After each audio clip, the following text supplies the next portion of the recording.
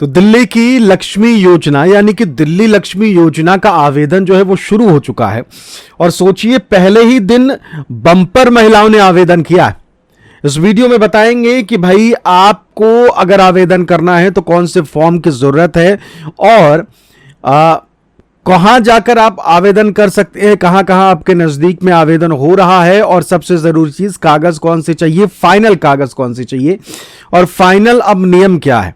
इसके अलावा बात करेंगे विधायक या सांसद का वो कौन सा लेटर है जो आपको लेना ही है, जाके विधायक से सिग्नेचर करवाना ही है, मोहर लगवानी ही है। तमाम चीजों पर बात करेंगे इस वीडियो में। पहली बार अगर आप आए हैं तो चैनल को सब्सक्राइब जरूर कर लीजिए। अब आपके फॉर्म जमा होने से लेकर और पहली किस्त पाने तक बीच में कोई भी गलती नहीं करनी है, रिजेक्ट फॉर्म ना हो, इसलिए चैनल से जुड़े रहिए। हर वो जानकारी जानिए जो आपके फॉर्म को रिजेक्ट करने से रोकती हो, आपकी गलती करने से रोकती हो। चलिए अब हर चीज आपको बताते हैं और नीचे चैनल को सब्सक्राइब जरूर कर लीजिएगा। दो चैनल दिखेंगे, दोनों को सब्सक्राइब करना है, दोनों जगह पर जानकारी आएगी। तो चलिए अब आगे आपको सारी जानकारी जो है वो दिखाते हैं। कहां कहां ये रजिस्ट्रेशन हो रहे हैं और आपको कौन कौन से डॉक्यूमेंट चाहिए, ऑनलाइन कैसे आप आवेदन कर सकते हैं, तमाम जानकारी आपको दिल्ली लक्ष्मी योजना के बारे में इस वीडियो में मिलने जा रही है। इसलिए पहली बार अगर आप आए हैं तो चैनल को सब्सक्राइब जरूर कर लीजिएगा। दिल्ली लक्ष्मी योजना को लेकर देखिए वेबसाइट जब हम खोल रहे हैं तो उसमें 4-5 चीज़ें जो है वो आपके स्क्रीन पर सामने दिख रही हैं। अप्लाई आवेदन करना, ट्रैक एप्लीकेशन आवेदन को ट्रैक करें, eligibility conditions, how to apply आवेदन कैसे करें और ज़रूरी दस्तावेज। तो सबसे पहले अगर आज आप ये सोच रहे हैं कि कौन कौन से दस्तावेज यानी कागज़ चाहिए और पात्रता की शर्तें क्या हैं, कौन अप्लाई कर सकता है कौन नहीं कर सकता, तो उन सभी के लिए कुछ नियम जो हैं वो सरकार ने बताए हैं। तो एक बार जो है वो देख लेते हैं। सबसे पहले देख लेते हैं कौन अप्लाई कर सकता है यानी कि पात्रता की शर्तें क्या हैं। सरकार की तरफ से ये 12 पॉइंट्स जो हैं वो रखे गए हैं और इन्हीं 12 पॉइंट्स में आपकी पात्रता जो है वो तय हो जानी है। इसलिए चलिए शुरुआत कर लेते हैं और एक एक करके तमाम पात्रता की शर्तें आपके सामने सरल भाषा में समझाने की कोशिश करेंगे। आवेदक महिला होनी चाहिए, ये तो सभी को पता है कि भाई महिला को ही इस योजना के तहत लाभ दिया जा रहा है। दूसरी सबसे महत्वपूर्ण शर्त है कि आवेदक परिवार की जो होगी वो सबसे बड़ी महिला सदस्य ही होनी चाहिए, यानी कि जो भी महिला इस योजना के तहत अपना फॉर्म जमा करना चाहती हैं वो उस परिवार की सबसे बड़ी सदस्य हों, यानी कि सबसे बड़ी महिला सदस्य होनी चाहिए। ठीक है, तो इस चीज़ को ध्यान में रखिएगा। ये भी एक शर्त के रूप में रखा गया है कि अगर आपके परिवार में आप की बेटी भी है और आप भी हैं तो फिर आपको इसका लाभ मिलेगा, ना कि आपकी 21-22 साल की बेटी को। ठीक है, तो ये चीज़ जो है वो आपको ध्यान में रखना है। अब आ जाते हैं कि भाई आवेदन जमा करने की तारीख पर आवेदक जो होंगी उनकी उम्र 21 से 60 साल के बीच में होनी चाहिए। मान लीजिए आप अगस्त के किसी भी तारीख को आप फॉर्म जो है वो जमा करने जा रहे हैं तो आप अगस्त महीने में 21 साल की हो रही हो। 21 से ज़्यादा हो सकती हैं, 21 से कम नहीं हो सकती हैं, यानी 21 हो, 22 हो, 40 हो, 30 हो, 25 हो, कुछ भी हो, लेकिन 21 से कम ना हो आप और 60 साल से ज़्यादा ना हो आप। ठीक है, अब नेक्स्ट जाते हैं। वार्षिक पारिवारिक आय 2,50,000 यानी कि 2.5 लाख से अधिक आपकी आमदनी परिवार की नहीं होनी चाहिए। अब इस चीज़ को लेकर आपने ही पहले सुना होगा कि भाई इनकम सर्टिफिकेट जो है वो लेना पड़ेगा, बनवाना पड़ेगा, लेकिन ऐसा कुछ भी नहीं है। सरकार की तरफ से जो जानकारी दी गई है उसमें कहीं ये मेंशन नहीं किया गया है कि आपको इनकम सर्टिफिकेट चाहिए या नहीं चाहिए। सीधा सा हिसाब है, इनकम सर्टिफिकेट की जगह एक नया ऑप्शन जोड़ा गया है जो हम अभी आपको आगे बताएंगे, इसलिए आप इसको ध्यान में रखिएगा। ठीक, अब आगे आ जाते हैं। आवेदन जमा करने की तारीख तक आवेदक या उनके पति या उनके माता पिता में से किसी एक का दिल्ली का निवासी होना ज़रूरी है।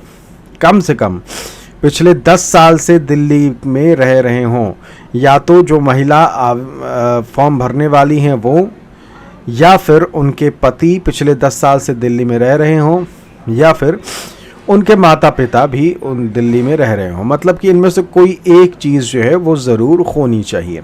ठीक है, आवेदक दिल्ली का पंजीकृत मतदाता होना चाहिए। ये सबसे ज़्यादा ज़रूरी है कि आप जो हैं वोटर लिस्ट में आपका नाम हो और आपके पास वोटर लिस्ट हो, वो भी दिल्ली की।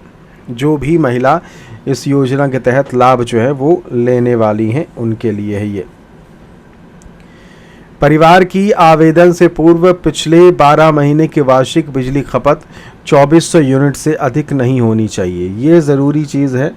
ये भी आप देख सकते हैं कि आपकी जो सालाना पिछले साल की जो अगर देखा जाए तो आपकी जो खपत हुई हो वो 2400 यूनिट से ज़्यादा खपत ना हुई हो। देखिए, गर्मी में ज़्यादा खपत हुई होगी लेकिन ठंड में कम हुई होगी।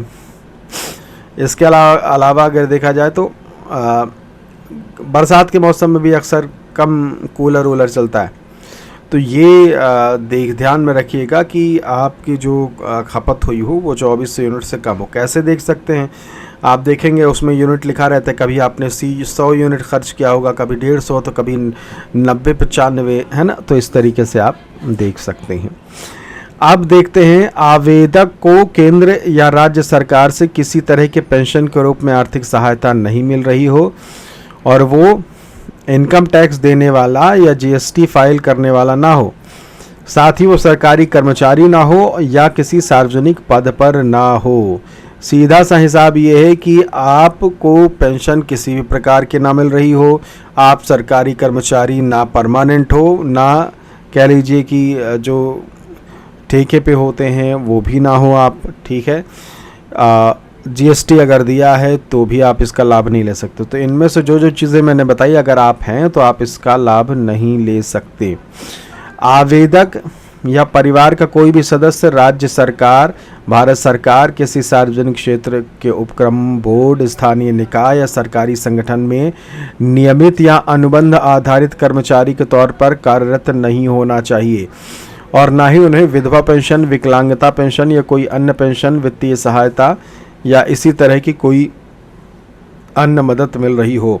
तो सीधा सा हिसाब जो मैंने आपको बताया कि देखिए, सरकारी लाभ आपको किसी प्रकार का ना मिल रहा हो तभी आपको सरकारी लाभ ये वाला मिलेगा।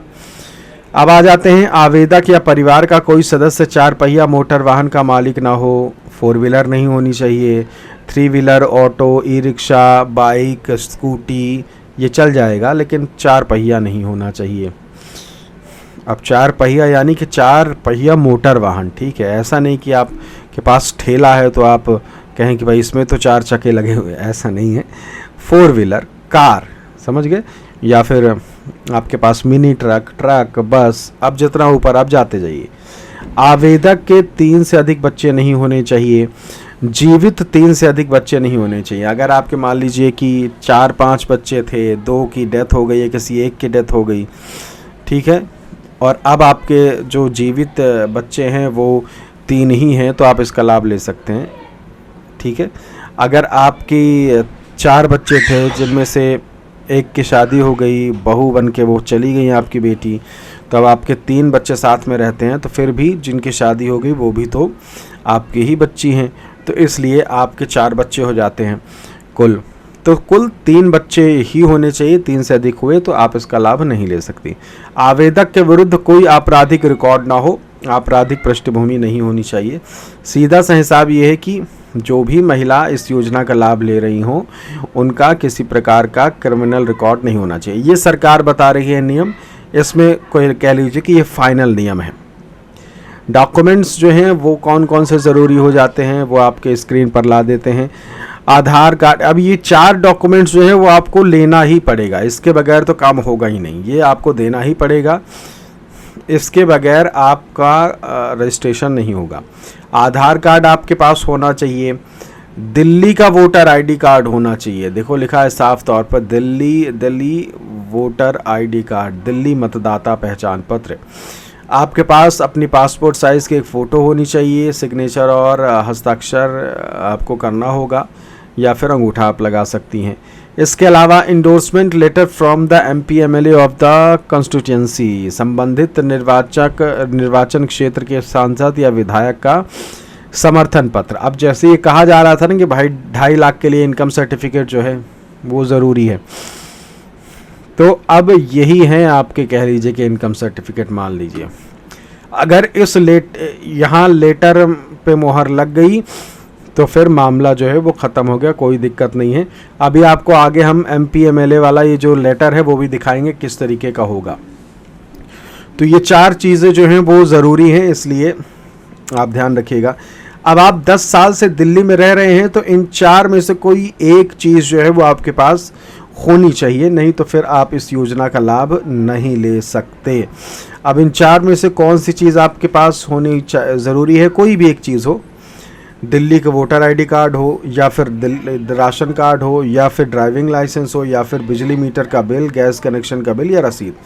इनमें से कोई एक चीज़ होनी चाहिए। 10 साल पहले जिसका रजिस्ट्रेशन हुआ हो, 10 साल पहले आपने वोटर लिस्ट में नाम लिखवा लिया हो, 10 साल पहले का राशन कार्ड बना हो, ड्राइविंग लाइसेंस 10 साल पुराना हो, या फिर नीचे वाला हिस्सा, सब में 10 साल का ऑप्शन है। कोई एक चीज़ चाहिए होगी।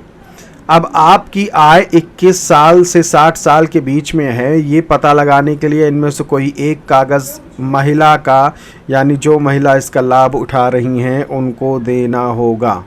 ठीक है। बर्थ सर्टिफिकेट यानी जन्म प्रमाण पत्र हो तो दे सकते हैं। पिछली बार अटेंड की गई क्लास का स्कूल छोड़ने का सर्टिफिकेट हो तो दे सकते हैं। मैट्रिक कक्षा 10 का प्रमाण पत्र हो तो दे सकते हैं। ड्राइविंग लाइसेंस हो तो दे सकते हैं। पैन कार्ड हो तो दे सकते हैं। आधार कार्ड तो होगा ही, वोटर आईडी कार्ड तो होगी। इन 2 में से कोई एक जो है इसके लिए कारगर हो जाएगा। अब आ जाते हैं endorsement letter from the MP MLA। ये कौन सी बला है वो देख लेते हैं। तो ये है MP MLA इंडोर्समेंट लेटर। ये कब मिलता है? जब आप फॉर्म भर लेंगे ना, आप मान लीजिए खुद से फॉर्म भर रहे हैं या फिर CSC सेंटर जाके फॉर्म भरवा रहे हैं या किसी और से भरवा रहे हैं, तो जब आप फॉर्म भर लेंगे तो आप जो अपनी जानकारी, जिस भी महिला को इसका आवेदन करना है इस योजना के लिए, तो उनकी जो डिटेल भरी जाएंगी वो अपने आप इस MP MLA इंडोर्समेंट में सेट हो जाएंगी। पूरा फॉर्म भरने के बाद लास्ट में ये इंडोर्समेंट मिलता है, ये लेटर मिलता है, और इसमें आपकी जानकारी यहाँ ऑटो फिल हो जाती है। आपका नाम जो होगा वो यहाँ हो जाएगा, अपने पति या पिता का नाम यहाँ आ जाएगा, यहाँ बाकी चीज़ कहाँ के रहने वाली हैं, ये तमाम चीज़ें जो है यहाँ अपने आप खुद ब खुद जो आपने भरा होगा वो आ जाएगा। अब इसमें क्या लिखा है देखिए, मैं पत्नी का नाम और मैं ये धारक की निवासी फला फला जगह विधानसभा क्षेत्र के अंतर्गत इस जगह में रहती हूँ। दिल्ली सरकार की दिल्ली लक्ष्मी योजना के अंतर्गत प्रतिमाह 2500 की वित्तीय सहायता प्राप्त करना चाहती हूँ। अतः आपसे विनम्र अनुरोध है कि कृपया मेरे आवेदन पत्र का समर्थन करने की कृपा करें ताकि मैं दिल्ली लक्ष्मी योजना का लाभ प्राप्त कर सकूं। इसके लिए मैं आपकी सदैव आभारी रहूंगी। तो ये आपको प्रॉपर पूरा फॉर्म भरने के बाद लास्ट में ये मिलता है, और इसका प्रिंट आउट आपको निकाल लेना है, या फिर CSC सेंटर वाला जो होगा वो प्रिंट आउट निकाल के आपको दे देगा। जो ऊपर लिखा है वही यहाँ हिंदी में लिखा, इंग्लिश में लिखा हुआ है, जो ऊपर हिंदी में था। यहाँ आपकी वो फ़ोटो होगी जो आप फ़ोटो देंगी लगाने के लिए पासपोर्ट साइज़ की, और यहाँ QR कोड, ये इसमें आपकी जानकारी होगी। अब यहाँ आपको अपना हस्ताक्षर या अंगूठा जो है लगा देना है। 2 में से कोई एक चीज़ कर लीजिएगा, दोनों नहीं लगाना है, एक ही चीज़ करना है। जो पढ़े लिखे हैं सिग्नेचर कर सकती हैं तो वो यहाँ सिग्नेचर कर दें, और जो अंगूठा लगा सकती हैं तो अंगूठा लगा दें। अब यहाँ सिग्नेचर आपके MP या MLA, आप दोनों में से किसी का भी करवा सकती हैं। अगर MP देखा जाए यानी कि सांसद तो सारे BJP के ही हैं दिल्ली में, तो यहाँ BJP के सांसद का साइन करवा लीजिए, या फिर MP MLA में विधायक का साइन जो है वो करवा सकते हैं, और उनके मोहर जो है वो ज़रूर लगवा लीजिएगा। बगैर मोहर का काम नहीं चलेगा, तो मोहर ज़रूर लगवा लीजिएगा। तो आपको ये जाना पड़ेगा ये लेके। फिर उसके बाद जब इसमें सिग्नेचर साइन हो जाए तो वापस उसी जगह पे जाइए, उस बंदे के पास जिसने आपका फॉर्म भरा था, उसको कहिए कि भाई मैंने ये साइन करवा लिया है, अब इसकी फ़ोटो खींच के अपलोड कर दो। ये फ़ोटो खींच के जैसे ही वो उसमें जहाँ फॉर्म भरा था उस वेबसाइट में डालेंगे तो फिर उसके बाद आपको एक रसीद मिल जाएगी। वही रसीद जो है वो आपकी ये प्रूफ होगा कि आपका फॉर्म जो है वो जमा हो गया है। और फिर आप अपना जो फॉर्म है रसीद के नंबर से आप ये ट्रैक एप्लीकेशन नंबर, यहाँ से आप रजिस्टर मोबाइल नंबर और डेट ऑफ बर्थ डाल के अपना जो है वो चेक कर सकते हैं अपना एप्लीकेशन कि आपकी एप्लीकेशन एक्सेप्ट हुई या नहीं।